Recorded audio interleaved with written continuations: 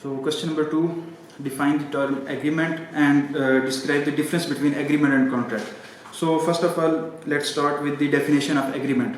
Agreement क्या होता है कि आप कोई section number 2 1872 एक्ट के तहत agreement is a promise between the two parties.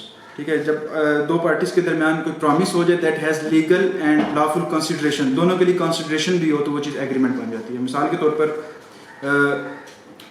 Pakistan और चाइना के दरमियान एक एग्रीमेंट हुआ सी पैक का, उन्होंने ऑफ़र की और हमने एक्सेप्ट की. उनके लिए कंसिडरेशन गवादर पोर्ट थी और हमारे के लिए कंसिडरेशन जो थी वो $46 बिलियन की इन्वेस्टमेंट थी. ठीक है, तो ये क्या है, एक एग्रीमेंट बन चुका है. अब इस एग्रीमेंट के लिए दो चीज़ें जो है वो ज़रूरी है, एक प्रॉमिस और एक प्रपोजल. प्रॉमिस करते हो आप किसी को और वो एक्सेप्ट हो जाए, यानी कि आप किसी को कोई चीज़ देने की यानी कि कोई प्रोजेक्ट देने का प्रॉमिस कर रहे हो और जो सेकंड पार्टी है वो उस प्रोजेक्ट को लेने पर एग्री है. ठीक है, तो ये चीज़ प्रॉमिस है. प्रपोजल क्या होता है कि आपका यानी कि प्रॉमिस तो हुआ ना कि आपका प्रपोजल एक्सेप्ट हो गया. प्रपोजल होता क्या है कि आप किसी चीज़ को देने के बारे में अपनी विलिंगनेस शो कर रहे होते हो.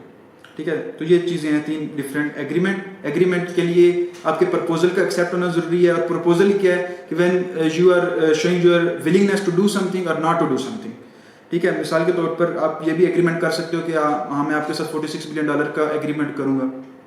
ठीक है, आप ये भी एग्रीमेंट कर सकते हो कि मैं आपके साथ $46 बिलियन का एग्रीमेंट करूँगा और इंडिया के साथ ये एग्रीमेंट नहीं करूँगा. You are showing willingness to do something और नॉट टू डू समथिंग. ठीक है, तो ये दोनों चीज़ें जो हैं वो उसके अंदर आ जाती हैं. अच्छा, कॉन्ट्रैक्ट क्या होता है? जब एक एग्रीमेंट लीगल सूरत अख्तियार कर ले तो उसे कॉन्ट्रैक्ट कहते हैं.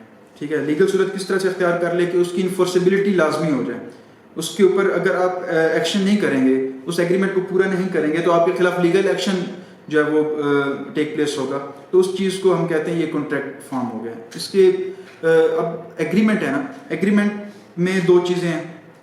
पहले भी यानी कि इससे पिछले लेक्चर में बता चुका हूँ. कुछ सोशल एग्रीमेंट्स होते हैं, कुछ इन्फोर्सेबल लॉ होते हैं. सोशल एग्रीमेंट्स वो होते हैं जिनके ऊपर लीगल बाइंडिंग्स नहीं होती. ठीक है, आप लीगली बाउंड नहीं होते कि हाँ आपने ये काम करना ही करना है. मैंने एक एग्जांपल दी थी शादी वाली. अगर आपको कोई शादी में इनवाइट कर रहा है और अगर आप नहीं जा रहे हैं तो वो आपको अदालत में नहीं लेकर जा सकता कि ये मेरी शादी में नहीं है, क्योंकि ये सोशल सॉर्ट ऑफ एग्रीमेंट है.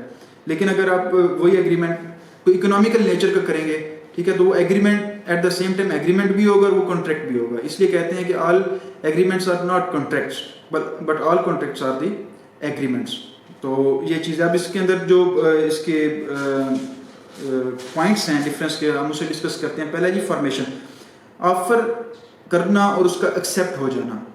ऑफर करना, ठीक है, और उसका एक्सेप्ट हो जाना, ये एग्रीमेंट है. और यही एग्रीमेंट जब इन्फोर्सेबल एट लॉ हो जाए तो फॉर्मेशन के लिहाज से हम इसे कहते हैं कि ये कॉन्ट्रैक्ट बन चुका है. ठीक है, दूसरा पॉइंट लीगल ऑब्लिगेशन. एग्रीमेंट के जैसे मैंने अभी आपको बताया कुछ सोशल सॉर्ट ऑफ एग्रीमेंट्स होते हैं, तो you need not to be punish when you break it. तो इसमें लीगल ऑब्लिगेशन जो है वो ज़रूरी होती भी है और नहीं भी होती. अगर वो सोशल एग्रीमेंट है तो आपको मतलब बाइंडिंग बाय लॉ नहीं होंगे, लेकिन कॉन्ट्रैक्ट की सूरत में अब बाइंडिंग बाय लॉ होंगे. Next, scope. All agreements are not contracts. मैंने अभी आपको बताया कि कॉन्ट्रैक्ट तो तब बनता है जब वो बाइंडिंग बाय लॉ. ठीक है, बाइंडिंग बाय लॉ नहीं होगा तो वो कॉन्ट्रैक्ट नहीं बनेगा. तो इसका स्कोप ये है, इसका स्कोप छोटा है उससे कॉन्ट्रैक्ट से. और कॉन्ट्रैक्ट का स्कोप जो है वो एक्सटेंसिव नेचर का है कि यानी कि एग्रीमेंट तो जब उसे हम एग्रीमेंट कह रहे हैं तो इट मीन्स कि सोशल एग्रीमेंट नहीं है, वो बाइंडिंग बाय लॉ है और वो कॉन्ट्रैक्ट बन चुका है. ठीक है, तो ये चीज़ है. बाइंडिंग का एक चौथा जो है वो इन्होंने पॉइंट लिखा हुआ है, बाइंडिंग जो है वो कंसर्न पार्टीज पर नहीं हो सकती. ठीक है, हो भी सकती है और नहीं भी हो सकती एग्रीमेंट में, लेकिन कॉन्ट्रैक्ट जब वो बन जाता है तो हर पार्टी जो कि कॉन्ट्रैक्ट में इन्वॉल्व होती है वो बाइंडिंग बाय लॉ होती है. So this is all about question number 2. Thank you.